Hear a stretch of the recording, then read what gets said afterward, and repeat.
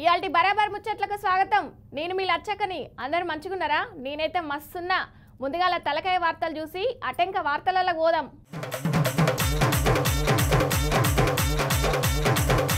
KTR sir గరమైండు. Revanth సార్ను గట్టిగానే అరుచుకున్నాడు. పుట్టినరోజు దావత్ ఇచ్చింది మంగ్లీ. పోలీసోళ్లకు రిసార్ట్లలో అడ్డంగా దొరికింది. సన్న బియ్యం ఇస్తున్నాని గప్పలు కొట్టుకున్నారు. రేవంత్ సార్ను ఆడోళ్ళు పొట్టు తిడుతున్నారు. పోరని వేసి పొట్టు కొట్టిర్రు. సీసీటీవీలల్లా అడ్డంగా బుక్ అయ్యిర్రు. ఇయాల మా తుపాకీగాడు ఎవరికి సురుకు పెట్టిండో చూసొద్దాం పారి. తుపాకీ ఓర్ తుపాకీ. వచ్చే పై తుపాకీ రాముడు రానివచ్చ మహారాజా. ఏ అల్లం సాబ్, బెల్లం సాబ్, కొత్తిమీర సాబ్, పుదీనా సాబ్, పుంటికూర సాబ్. ఇక ఇవాళ మనతోని ముచ్చట పెట్టినకి వచ్చిండు అద్దం కన్నా. మరి ఇంకెందుకు లేటు, మన మాటలతోని అద్దం కన్నకు పెడదాం ఫోటు. నమస్తే అద్దం కన్నా. అన్న ఇగో ఇక్కడ కానొస్తున్నానే. కాంగ్రెస్ పార్టీ లేకుంటే మీకు మీ కుటుంబానికి పుట్టగతులు లేవు. అంటే మొత్తం కాంగ్రెస్ పార్టీనే అంటావా? ఇక కేసీఆర్ ఏం చేయలేదంటావు అంతేనా అన్న? మరి 10 ఏళ్ళు అధికారంలో కేసీఆర్ సార్ ఎట్టున్నట్టు నాకు ఇప్పటికి అర్థమవుతలేదన్న. ఇవాళ మీ తండ్రి గారిని కూడా కాళేశ్వరం కమిషన్ ముందు నిలబెట్టింది అని అంటే తెలంగాణ ప్రజలకు మోసం చేసినందుకు, దగా చేసినందుకు. ఇప్పుడు నేనేమంటున్నా అంటే మహారాజా, కాళేశ్వరం కమిషన్కి పోతే ఏమైంది? కేసీఆర్ తప్పు చేసినట్టు తేలాలి కదా. ఇప్పుడు కేసీఆర్ మొత్తం అన్ని పత్రాలు క్లియర్ కట్గా చూపించినట్ట కదా, సబ్మిట్ చేసినట్ట కదా, తెలియదా నీకు? కాబట్టి కాంగ్రెస్ పార్టీ మీద ఇష్టం వచ్చినట్టు మాట్లాడాలనుకుంటే ప్రజలేమీ ఆలోచన లేకుండా లేరు.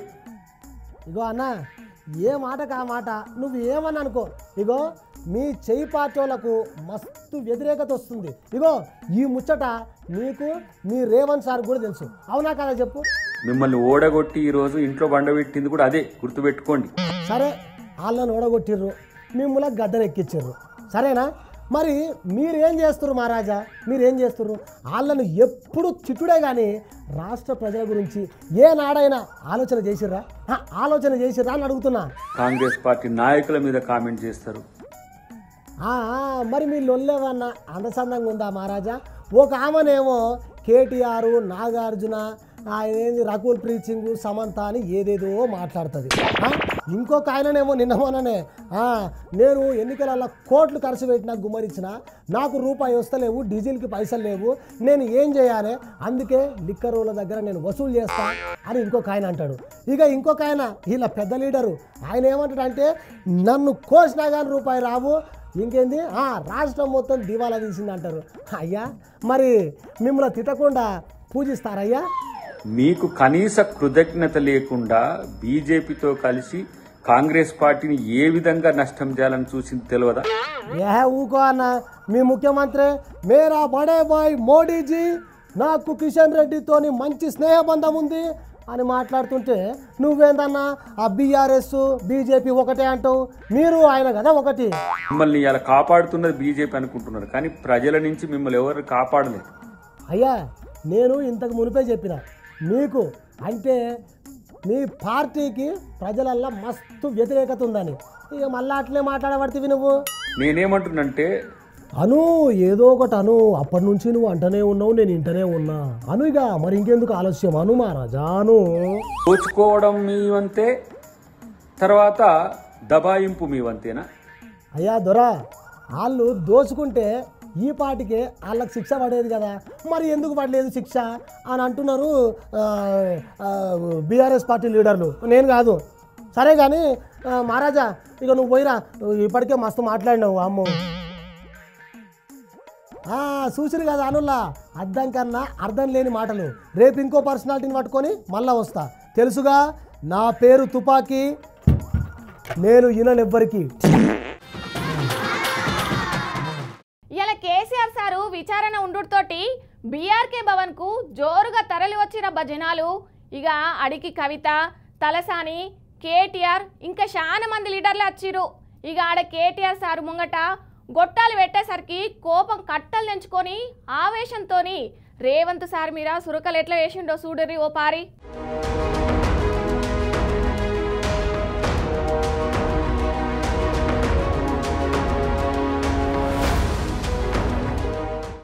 14 నెలల దర్యాప్తుల అధికారులు నిర్మాణ సంస్థల ప్రతినిధులను ప్రశ్నించిన జస్టిస్ పి చంద్రఘోష్ కమిషన్ ఇంతకు మునుపు మాజీ మంత్రులు హరీష్ రావుతోని ఈటలను కూడా విచారించిందుల్లా. ఇక ఇవాళ మాజీ సీఎం కేసీఆర్ సార్ ను క్రాస్ ఎగ్జామినేషన్ చేసింది. ఇవాళ హైదరాబాదు బూర్గుల రామకృష్ణ భవన్ లో విచారణ చేసింది. ఇక దానికి మునిపే కేటీఆర్ ట్వీట్ చేసిండు. ఒక పారి చూడురా ట్వీట్ ఏందో. కేసీఆర్ గారిని కమిషన్ ముందు నుంచోబెడితే నీకు పైశాచిక ఆనందం వస్తుంది గాని ఆయన ఖ్యాతి ఇసుమంత కూడా తగ్గదు. ఆయన ఎప్పటికీ తెలంగాణ కోసం ప్రాణాన్ని పనంగా పెట్టిన ధీరుడే. మీరంతా సూర్యుడిని అరచేత్తో ఆపాలనుకునే మూర్ఖులే. బ్యాగులు మోసే మీకు భగీరథ ప్రయత్నాలు అర్థం కావడానికి ఎన్ని జన్మలైనా సరిపోవు. తెలంగాణ కన్నీళ్లు తుడిచిన కాళేశ్వరాన్ని అర్థం చేసుకోవడానికి మీ తెలివి సరిపోదు. ఎప్పటికీ చరిత్రలో నిలిచిపోయే వాస్తవం, తెలంగాణను తెచ్చి కేసీఆర్ నాయకత్వం, తెలంగాణను సస్యశ్యామలం చేసింది కాళేశ్వరం. జై కేసీఆర్, జై తెలంగాణ అని ట్వీట్ చేసిండు. అటెన్క ఆడికి చేరుకున్న కేటీఆర్ ఇగో గొట్టాల ముంగట ఏం మాట్లాడుతున్నాడో ఎనురే. 100 జన్మలెత్తిన రేవంత్ రెడ్డి అనే చిల్లరగానికి కేసీఆర్ గొప్పతనం అర్థం కాదు. రేవంత్ రెడ్డి గురువు, ఆయన జేజమ్మతోనే కొట్లాడినోడు కేసీఆర్. ఆ జేజమ్మని ఇక్కడి నుంచి తరిమేసినోడే కేసీఆర్. కాబట్టి రేవంత్ రెడ్డి అనే చిల్లరగాడు ఏం మాట్లాడినా, ఆయన చిల్లర ప్రభుత్వం ఏం చేసినా కేసీఆర్ ఎంటిక కూడా పీకలేరు. కేసీఆర్ భయపడ్డాడు రేవంత్ రెడ్డికి అని ఒక విలేకరన్న అడిగేటాలకి 100 జన్మలెత్తిన కేసీఆర్ గొప్పతనం రేవంత్ రెడ్డి అనే చిల్లరగానికి అర్థం కాదు. రేవంత్ రెడ్డి గురువు, ఆయన జేజమ్మతోనే కొట్లాడినోడు కేసీఆర్. ఆ జేజమ్మను ఈడ నుండి తరిమేసినోడే కేసీఆర్. ఆయన చిల్లర ప్రభుత్వం ఏం చేసినా కేసీఆర్ వెంట్రుక కూడా పీకలేరు అని మాస్ వార్నింగ్ ఇచ్చిండు సారు. మరి ఈ పాటికే మీకు సమాజం ఉంటది ఆ జేజమ్మ ఎవరో. మళ్ళా నా నోటితో చెప్పుడు ఎందుకు చెప్పుర్రి. ఇక అటెంక ఏడాదిన్నర కాలంగా అసలు ఏం ముట్టిందే లేదు ఈ కాంగ్రెస్ ప్రభుత్వం అని ఇంకో పారి విలేకరన్న అడుగుడుతోని సారు జవాబు ఇనుర్రే. ఎట్లా చూసేదేముంది, కూలగొట్టడానికి వచ్చింది తప్ప కట్టనికి రాలేదు. ఈ పేదల ఇండ్లు కూలగొట్టడం, ఇట్లాంటి ప్రాజెక్టులు కూలగొట్టడం, విధ్వంసకరమైన ఆలోచనలు, రాజకీయ వేధింపులు, కక్ష సాధింపు తప్ప ఈ సన్నాసికి ఏమి చేత కాదని అర్థమవుతా ఉంది. అందులో అర్థం కాకపోవడానికి ఈయన కూలగొట్టనికే వచ్చిండు తప్ప కట్టనికే రాలేదు. పేదల ఇండ్లు కూలగొట్టుడు, ప్రాజెక్టులు కూలగొట్టుడు, రాజకీయ వేధింపులు, కక్ష సాధింపు తప్ప ఈ సన్నాసికి ఏం చేత కాదు అని అర్థమవుతుంది అని గట్టిగానే క్లాస్ వీకిండు రామన్న. ఏమన్నా రామన్నా, ఆ మాటలేందన్నా? మీరు అట్లనే మాట్లాడి, ఆ కాంగ్రెస్ పార్టీ లీడర్లు అట్లనే మాట్లాడి జనాలకు ఏం సందేశం ఇద్దామనుకున్నారు? ఆయన ముఖ్యమంత్రి అన్న సోయి లేకుండా ముడ్డి మీద వాతలు పెడతా, లాగులల్లా తొండలు ఇడుస్తా అంటాడు. నువ్వేమో చిల్లరగాడు, సన్నాసిగాడు అని అనబడితివి. ఏం రాజకీయాలు, ఏమో పొరిమివి.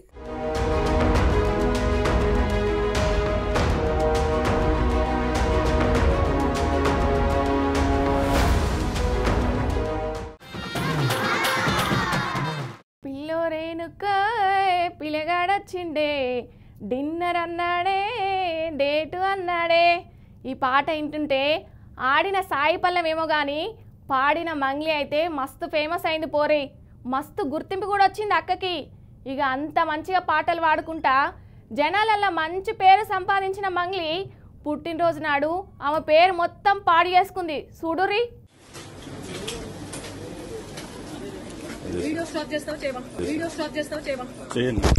చేయను. నా డ్యూటీకి అడ్డం తెలకండి మీరు. నా డ్యూటీకి అడ్డం తెలకండి మీరు. నా డ్యూటీ ఎట్లా వస్తారు మీరు?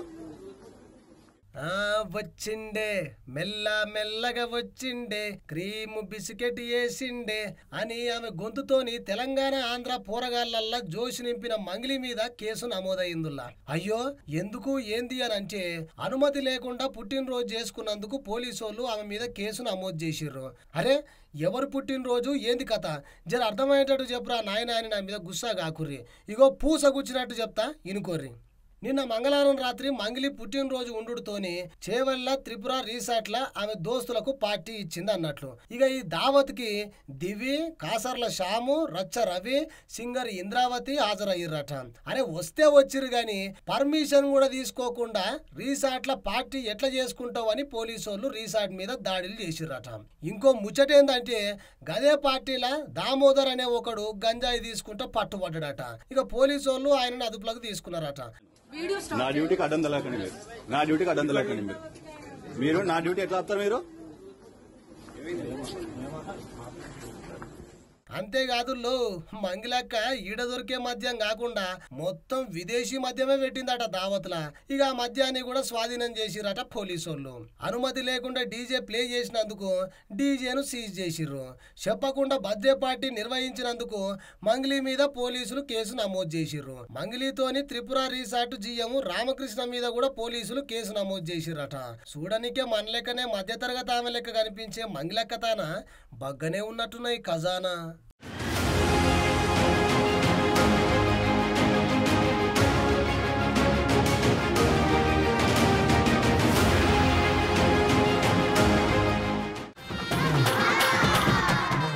మా ప్రభుత్వం సన్నబియ్యం ఇస్తుంది, ఇది వరకు ఏ ప్రభుత్వం ఇట్లా ఇయ్యలేదని గప్పలు కొట్టుకుంటా రేవంత్ సారు వాళ్ళ మంత్రులు ఒకటే పోటోలు పెట్టుకుంటా తిరుగుతున్నారు. అరే ఆ సన్నబియ్యంతోనే అన్నం తింటున్నాం పేదోళ్ళ ఇంట్లో అని ఎప్పుడు డైనింగ్ టేబుల్ మీద తినేటోళ్ళు కూడా పబ్లిసిటీ కోసం నేల మీద కూర్చొని తిన్నారు పోరి. ఇక ఆ సన్నబియ్యం కహాని ఓ పారి చూడురి.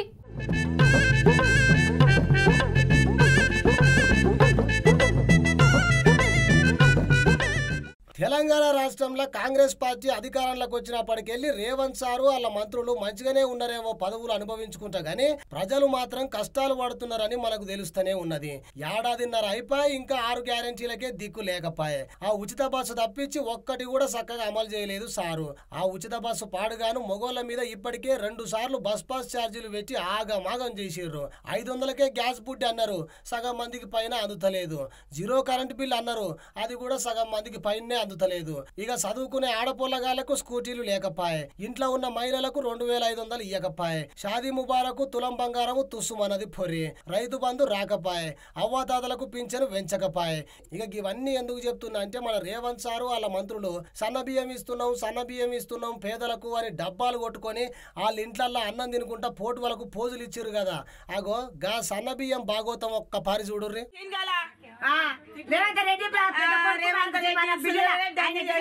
పెట్టుకొచ్చిండు ఆయన బంగారం బియ్యం ఎత్తుకొచ్చిండు. బంగారం బియ్యం బియ్యం సామాటుడు సన్న బియ్యం ఇచ్చున్నారు. రేవంత్ రెడ్డి సన్న బియ్యం సావరేకులు తిని బాగా పళ్ళు అది పెద్ద బాగా పెట్టి గెలిచిరి. చూసిర్రా సన్నబియ్యం ఎట్లున్నాయో మొత్తం పురుగులే ఉన్నట్లున్నాయిగా. అవ్వ పొట్టు తిడుతున్నది. మరి తిట్టదా అనుల్లా? సన్నబియ్యం అని పోటు వాళ్ళకు పోజులు ఇచ్చుకుంటా పేదోళ్లకు న్యాయం చేస్తా అని వాళ్ళ ఇంట్లో అన్నం తినుకుంటా గిదా ఇలా పనితనం. అయ్యా రేవంత్ సారు ఎప్పుడు ప్రతిపక్షాల వాళ్ళ మీద లోడా మొత్తుకునుడు కాదయ్యా. ప్రజలకు ఏం మేలు చేయాలో అగో గది ఆలోచన చేయుర్రి.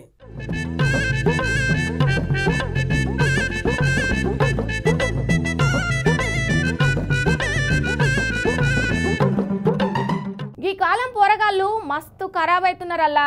అరే మంచిగా చదువుకొని అమ్మాయిల పేరు నిలబెట్టాలి కానీ రోడ్ల మీద తిరుక్కుంటా అమ్మాయిల పేరు ఆగమాగం చేస్తురు. ఇగో గిడ చూడుర్రి, మూతి మీద మిస్సం కూడా మొలవని 3 పోరగాళ్ళు ఒక చిన్న పొలగాన్ని ఎట్లా కొడుతున్నారో చూడుర్రి. ఇలా బల్బు పాడుగాను ఎవ్వరు లేరనుకొని కొట్టిరు కానీ మొత్తం సీసీటీవీలల్లో రికార్డ్ అయింది. చూడుర్రి ముచ్చట. అర్రరే గీ ముచ్చట చూడుర్రులా. వామ్మనే చూస్తుంటే పోరగాళ్లకు మీసాలు గడ్డాలు కూడా సరిగ్గా రాలేదు గాని ఆ బండి మీద 3 వచ్చి ఆ పోరగాన్ని పట్ట పగటీలు ఎట్లా కొడుతున్నారో చూడుర్రే.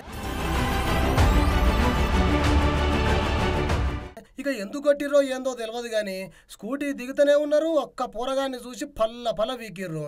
మళ్ళా కత్తి తీసి బెదిరిస్తున్నారు బడివేగాళ్ళు. ఇక ఎవరో పెద్ద మనిషి గదిమేసరికి ఆడికెళ్ళి జారుకున్నట్టున్నారు బట్టెవాజ్ గాళ్ళు. ఇంట్లో అమ్మాయిలు పెంచి పెద్ద చేసి చదివిపిస్తుంటే ఇలా బలుపు చూడుర్రి. సరే ముచ్చటైతే క్లియర్ కట్గా ఒక పారి చూడుర్రి.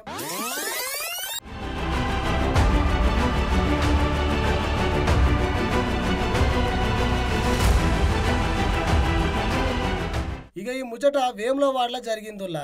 మరి ఆ పొల్లగాన్ని కొట్టనీకి ఆ 3 పోరంబోకులు ఎందుకు వచ్చిరో తెలియదు కానీ వాళ్ళ సినిమా మొత్తం సీసీటీవీలో రికార్డ్ అయ్యింది. ఇక ఇలా లగ్గం నాగవల్లి చేయనీకే దేవులాడుతున్నారట పోలీసు వాళ్ళు.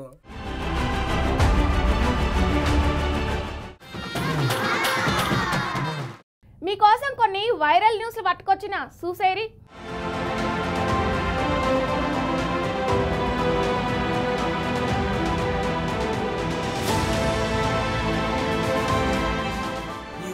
చూస్తానైతే అయ్యో పాపం అని అంటారు. చూడరు మీరే.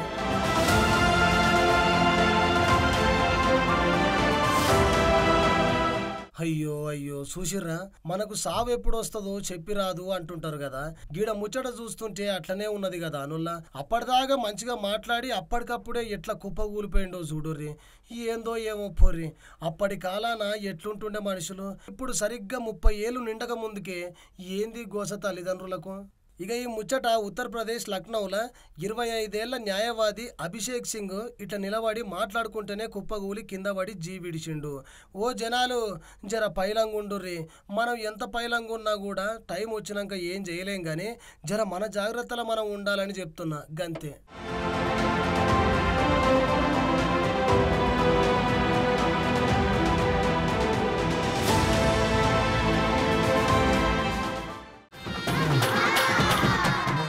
హాయ్ శ్రీయ గారు. హాయ్ మధు. బాగున్నావా? Yeah I'm good. How are you? అట్లట్లున్నా. అది కాదు మధు, ఇంకా పెళ్లి చేసుకోవా ఏంటి? పెళ్ళి ఇప్పటికే అట్లట్లున్నా అంటే ఇంకా అది గమ్మంటావా పెళ్లి చేసుకొని? అలా ఎందుకు అనుకుంటున్నావు? లైఫ్ పార్ట్నర్ వస్తే బాగుంటుంది లైఫ్. వస్తే కొన్ని విషయాలలో బాగుంటుంది, కొన్ని విషయాలలో పానాలు కూడా పోతాయి. ఎందుకు అంత పుసుక్కున అంత పెద్ద మాట అనేసావు? పుసుక్కున అంత పెద్ద మాట అన్నావంటే చూస్తలేవా రోజులు? చూస్తున్నాంలే కానీ అందరూ అలాగే ఉంటారా ఏంటి? ఇంతకుముందుకు శత్రువులు ఎక్కడి నుంచో వస్తారు అనుకునేది, కానీ ఇవాళ రేపు శత్రువులు అంతా పెళ్ళం రూపంలో పక్కనే ఉంటున్నారు. చంపేస్తున్నారు ఎక్కడికక్కడికి. ఇంట్లో దొరికితే ఇంట్లో, లేకపోతే బయటికి తీసుకుపోయి ప్రీ ప్లాన్ మర్డర్ చేసి మరి చంపుతున్నారు. ఎవరిని చంపారు ఇంతకీ? ఎవరిని చంపారో చెప్పు. ఈ సనుగుడు అంతా ఎందుకు చెప్పు? చూస్తలేవాను రోజు? చూసాంలే, నువ్వు చెప్పు. ఇంత ముందుకు మొగోళ్ళు ఆడ అక్రమ సంబంధాలు పెట్టుకుంటున్నట్టుగా అనవాడేది, కానీ ఇప్పుడు ఎక్కువ ఆడోళ్ళే భర్తలను చంపుతున్న వార్తలు ఎక్కువ వస్తున్నాయి. ఇంత ముందుకు మనం చూసినాం, ఒక భర్తను కోసి డ్రమ్ములు వేసి మీదకెళ్ళి సిమెంట్ కప్పి ప్రియుడితో పారిపోయింది. నిన్న చూసినాం, ఈమె పెళ్లి కాగానే హనీమూన్ అని చెప్పేసి మర్డర్ ప్లాన్ చేసి హనీమూన్ మేఘాలయ తీసుకుపోయి మరి ఆడ చంపేసింది ఇంకో ముగ్గురితో కలిసి. అంటే ఏ పుట్టలో ఏ పాము ఉందో. ఇక నన్ను పెళ్లి చేసుకుని ఏం చేయమంటావు చెప్పు? అది కాదు, అందరూ అలాగే ఉంటారా ఏంటి? అదే అందరు అలాగే ఉంటారు. గంతకు దక్క బొంత దొరకదా ఏంటి? గంతకు దక్క బొంత దొరుకుతుంది, కానీ ఆ గంతనో బొంతనో మంచిగా ఉండాలి కదా. ఈ రెండిట్లో ఏదో ఒకటి మిస్ అయినా కూడా ఇబ్బందే కదా. నెత్తి మీద వేసుకోలేం కదా.